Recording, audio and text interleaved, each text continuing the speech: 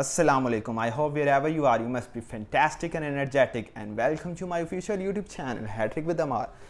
आज के टॉपिक में मैं वेस्ट इंडीज़ वर्सेस इंग्लैंड जो थर्ड टेस्ट मैच हुआ है उसके बारे में तफसीलन गुफ्तगू करूँगा और इसके अलावा जो IPL की जो नई डेट आई है वो बताऊँगा और जो T20 वर्ल्ड कप और एशिया कप कैंसिल हो गया उसके बारे में जो पाकिस्तानी फॉर्मेट प्लेयर्स कह रहे हैं कि BCCI की वजह से वो कैंसिल हुआ है तो उस बात में किस हद तक सच्चाई है वो जानिए. So let's begin the video.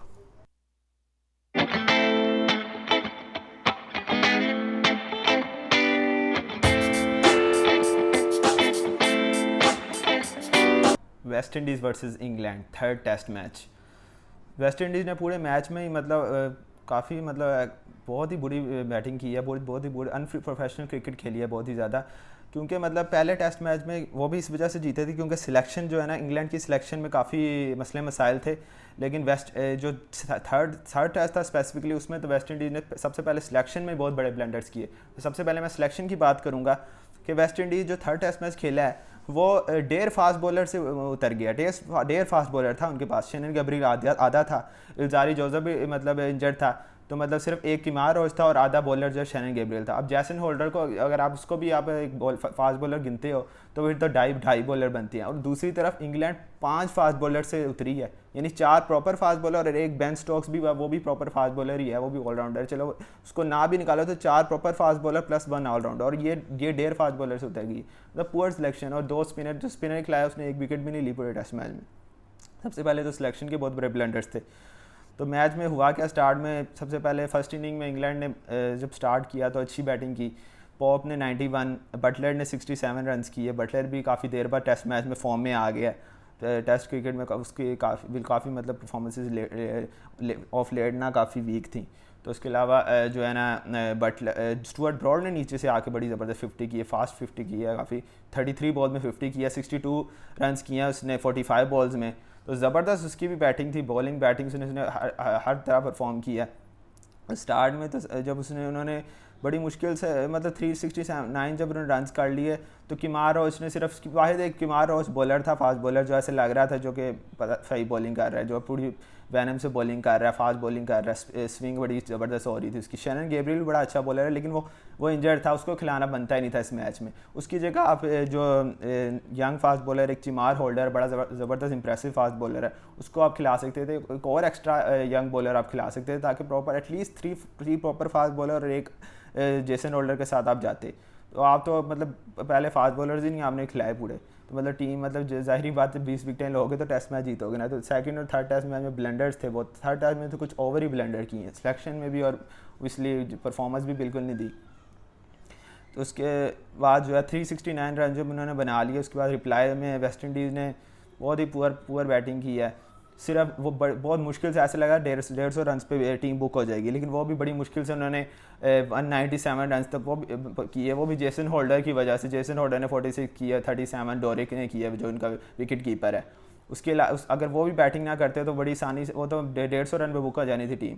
172 run की लीड मिल गई इंग्लैंड को. और इंग्लैंड के बॉलर ने जो स्टुअर्ट ब्रॉड पहले इनिंग में उसने 6 आउट किए हैं. पूरे टेस्ट मैच में उसने 10 आउट किए हैं. तो ये तो एक मैं कहूँगा बहुत बड़ी चपेट है उनके सिलेक्टर्स को जो उन्होंने सबसे पहली जो टेस्ट मैच में स्टुअर्ट ब्रॉड को खिलाया ही नहीं. स्टुअर्ट ब्रॉड और जेम्स एंडरसन जब तक रिटायर नहीं ना होते तब तक वो उनको खिलाना वो कभी भी उनको ड्रॉप करना नहीं बनता. हाँ इंजर्ड हो जाए वो अलग सेपरेट एक मैटर है. सबसे पहले तो congratulation to him. 500 test wicket उसने ली हैं. स्टुअर्ट ब्रॉड ने ज़बरदस्त बॉलर रहा और 600 आलमोस्ट उसकी होने वाली हैं जेम्स एंडरसन की. ये कंबाइन ये दोनों की 1100 विकेट्स हैं. तो ये ये एलीट क्लास बॉलर्स में आ गए जो 500 टेस्ट विकेट्स हैं जिनकी. कितने अरसे से क्रिकेट चल रही है उसमें सिर्फ 4 फास्ट बॉलर्स हैं जो कि 500 टेस्ट विकेट्स की कैटेगरी में आते हैं.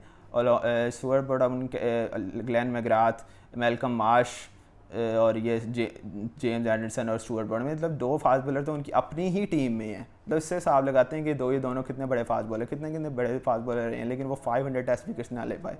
उसके अलावा 3 स्पिनर्स ही हैं अभी मुरलीधरन, शेन वॉर्न और अनिल कुंबले. इनकी मुरली की तो 800 विकेट जो 500 क्रॉस कर चुके हैं. लेकिन जो फास्ट बॉलर्स हैं वो सिर्फ 4 ही हैं और 2 इनकी अपनी टीम में हैं, वो भी करंट टीम.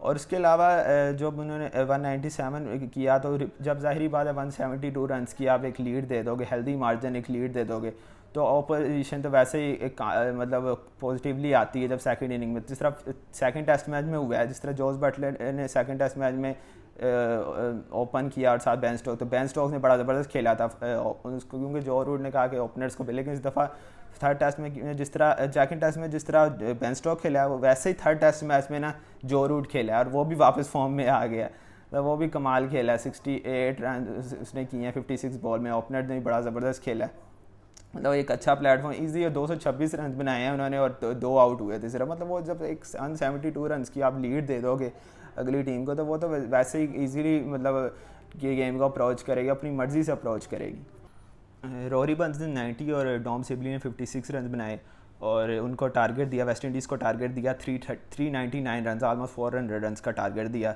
तो वो तो पता ही था कि वेस्ट इंडीज़ मतलब अच्छा एक और बात बताऊँ, थर्ड जो सेकंड टेस्ट मैच और थर्ड टेस्ट मैच दोनों टेस्ट मैच में एक दिन जो है ना पूरा बारिश की वजह से मतलब ख़त्म हो, पूरा बारिश की वजह से खेल हुआ ही नहीं, फिर भी वेस्ट इंडीज़ के बाद दोनों टेस्ट मैच में चांस था कि एटलीस्ट वो टेस्ट मैच बचा सकते थे। सेकंड टेस्ट मैच में भी चांस था, थर्ड में भी चांस था, बस एक पूरा दिन बैटिंग करनी थी, वो भी उनसे नहीं हुई। और वो तो मतलब जब 399 का रन का टारगेट मिला, वो 37 ओवर्स में उनकी टीम बुक हो गई, 129 रन पर उनकी टीम बुक हो गई और सिर्फ 37 ओवर्स खेले उन्होंने, मतलब एक दिन भी पूरा नहीं खेल सके, ना सेकंड टेस्ट मैच में third test. Second test match में फिर भी थोड़ी फाइट थी, थर्ड टेस्ट मैच में बिल्कुल ही, हालांकि पिच में कोई इतना स्विंग नहीं था, भी बस मतलब नॉर्मल, क्योंकि एक जब आपको पता ही है जब एक दिन का खेल ना हो तो 4th डे की पिच ही वो मतलब कंसीडर होती है, क्योंकि वो इतना पिच इतनी डिटेरिएट भी नहीं हुई थी। 5th डे में मतलब पिच डिटेरिएट होती है, लेकिन 5th डे नहीं, वो कहने को वो 4th डे ही था, क्योंकि मतलब एक दिन तो खेल ही नहीं हुआ।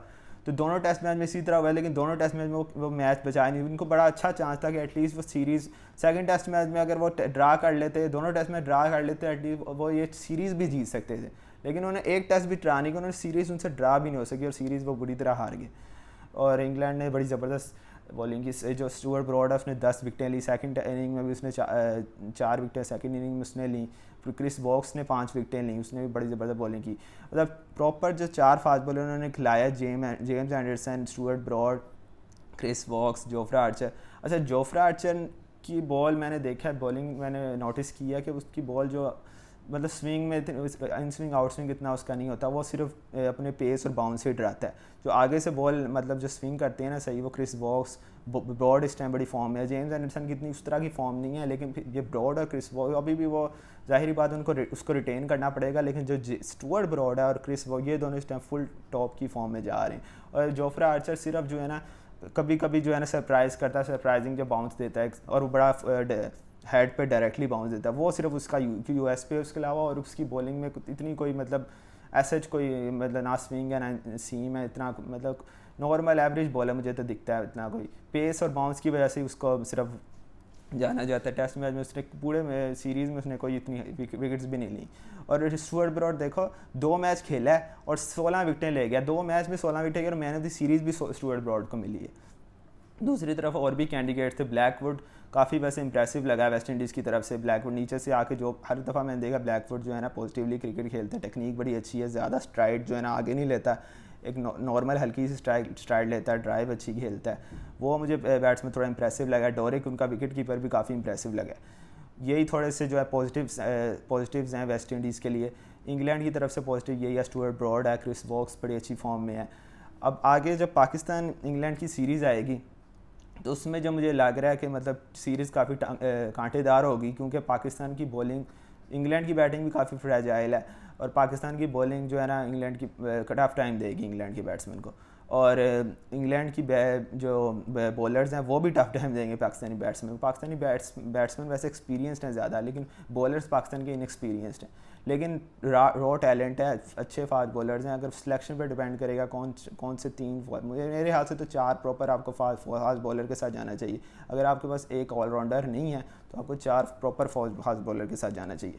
2 स्पिनर 3 स्पिनर खिलाने का कोई फ़ायदा नहीं, 1 स्पिनर खिलाओ और 4 फास्ट बॉलर के साथ जाओ, ये सिलेक्शन ज़्यादा बेहतर है। आजकल की जो पिचेज़ है ना, बॉल इतना स्विंग भी नहीं हो रहा, अगर फास्ट बॉलर ज़्यादा खेलेंगे फिर ही, और बॉल इतना टर्न भी नहीं हो रहा है ना, स्टार्ट है अभी, थोड़ा बहुत जो है फास्ट बॉलर इम्पैक्ट डाल रहे हैं, स्पिनर्स इतना इम्पैक्ट डाल ही नहीं रहा। अभी क्योंकि क्रिकेट काफ़ी देर से स्टार्ट हुई है, तो इस वजह से ना इंग्लैंड की कंडीशन में भी ना वो स्विंग नहीं है जो इंडिया वर्सेस इंग्लैंड की जो सीरीज़ हुई थी उसमें जैसी स्विंग देखने को मिली थी वैसी स्विंग अभी देखने को नहीं मिल रही। तो पाकिस्तान को लंबे रन्स करने पड़ेंगे फिर ही पाकिस्तान सर्वाइव कर पाएगा। बैटिंग से परफॉर्म करना होगा, बॉलर्स हैं पाकिस्तान के पास, बैटिंग से अगर पाकिस्तान परफॉर्म कर लेता है ना तो पाकिस्तान ये सीरीज़ जीत भी सकता है। मैं इस टाइम थोड़ा सा एज पाकिस्तान को ही दूंगा 60-40, लेकिन काफ़ी कांटेदार मुकाबला होगा। उसके अलावा जो आईपीएल की जो है वो डेट भी आ गई। अब आईपीएल की डेट पहले 29 सितंबर कह रहे थे लेकिन अब 19 सितंबर हो गई है और यूएई में आईपीएल हो रहा है। It's a good sign.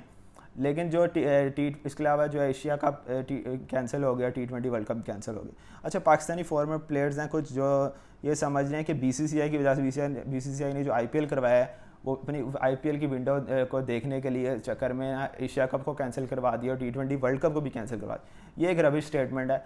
T20 world cup तो हो पॉसिबल ही नहीं है, वो एक मल्टी नेशन टूर्नामेंट है, 16 टीम्स उसमें पार्टिसिपेट करेंगी और सारी टीम्स को एक ही वेन्यू में आप एडजस्ट कर ही नहीं सकते। ज़ाहिरी बात है जिस तरह की सिचुएशन है तो वो तो 3-4 महीने पहले ही पता था कि T20 वर्ल्ड कप की तो कोई पॉसिबिलिटी ही नहीं है, तो वो तो होना ही नहीं था। तो उसमें मतलब वो तो हर एक जो बोर्ड है उसने साइन किया, स्टैंप लगाई है हर बात, और पाकिस्तान ने भी उसको कहा है कि नहीं होना चाहिए तो मतलब पाकिस्तानी फॉर्मर प्लेयर पता नहीं क्या समझ रहे हैं। ज़ाहिरी बात वो अच्छा, शोएब अख्तर ने एक अच्छी स्टेटमेंट की कि अपने घर को मजबूत करना चाहिए, यहाँ के मतलब दूसरों को बस जाए तो जेलसी फैक्टर हुआ ना। और बाकी जो है एशिया कप जो है ना वो उसकी पॉसिबिलिटी थी कि एशिया कप वो भी पाकिस्तान को, ज़ाहिरी बात है पाकिस्तान होस्ट कर रहा था, यूएई में करवाना था, या अगर श्रीलंका के साथ बहुत ही अच्छे रिलेशनशिप तो श्रीलंका में करवा देता, तो वो तो उनकी अपनी नाअहली है ना, तो इसमें कोई इंडिया का क्या कसूर या किसी और का क्या कसूर। जब आप खुद नहीं, एशिया कप 14-15 दिन का टूर्नामेंट था, वो नहीं आप करवा सके तो T20 वर्ल्ड कप की बात है। T20 वर्ल्ड कप तो ज़ाहिरी बात है वो होना ही नहीं था, पॉसिबिलिटी नहीं थी उसकी कोई। तो आईपीएल ज़ाहिर अब हो रहा है यूएई में, अब 1 महीना ही रह गया बीच में, ज़ाहिर बात है वो कैंप्स अपने लगाएंगे, पहले इंडिया में अपने कैंप्स लगेंगे, फिर यूएई में जाके कैंप्स लगेंगे, काफ़ी इस चीज़ में भी टाइम लगेगा। अभी तो काफ़ी इंडियन प्लेयर्स जो हैं वो तो स्टार्ट ही नहीं, उन्होंने क्या प्रैक्टिस ही नहीं करनी शुरू की अभी प्रैक्टिस करेंगे, फिर ज़ाहिरी बात है फिर मैचेस होंगे। और आईपीएल में जो होता है ना, आईपीएल और T20 वर्ल्ड कप का बड़ा डिफरेंस है कि आईपीएल में प्रॉफिट आता है। हर टीम जो है ना, जो भी आईपीएल के अंदर उनके प्लेयर्स होते हैं, उनके बोर्ड को 10% उनको इन्वेस्टमेंट जो प्रॉफिट जाता है उनको, और बाकी जो इन्वेस्टमेंट है इसकी इन्वेस्टमेंट अच्छी खासी इसकी इन्वेस्टमेंट है, $330 मिलियन की इन्वेस्टमेंट होती है इनकी, और $4.3 तकरीबन एवरेज ना इनका प्रॉफिट होता है। तो ये इससे जो बाकी जो इनकी अंडर 19 टीम है, वुमेन क्रिकेट टीम है, सारों में जो इन्वेस्टमेंट होती है, सारों में शेयर जाता है। तो आईपीएल उन्होंने पूरी कोशिश की आईपीएल हो, लेकिन आईपीएल उन्होंने जब T20 world cup official announcement हुई कि T20 वर्ल्ड कप कैंसिल हो जाएगा, तब सौरव गंगुली ने स्टेटमेंट दी कि मतलब आईपीएल होगा और आईपीएल यहाँ पे होगा। उससे पहले उसने ज़ाहिर बात है कोशिश की, उसने बस एक स्टेटमेंट दिया कि एशिया कप जो है ना उसकी पॉसिबिलिटी काम दिख रही है, लेकिन अगर पाकिस्तान चाहता तो वो करवा देता। बस यही है आज के लिए, इतना ही।